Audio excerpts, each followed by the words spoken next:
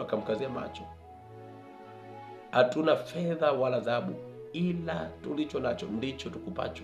Kwa jina la Yesu Kristo wa Nazareti, simama uende. Biblia inasema mara baada ya hayo maombi, hayo maneno machache, leo unaweza kaomba kwa muda mrefu bila Roho Mtakatifu na kitu chochote kisitokee. Wenyewe walikuwa na maneno machache tu, hatuna fedha wala dhahabu, tulicho nacho ndicho tukupacho, simama uende.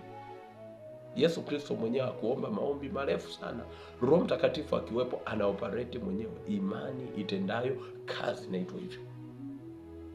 Kwa hiyo tunaona yule kiwete akasimama, akaanza kurukaruka, akamshangilia Mungu. Na mara baada ya pale, nini unajua kilitokea?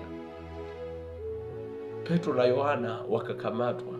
Mmetenda haya kwa uwezo wa nani?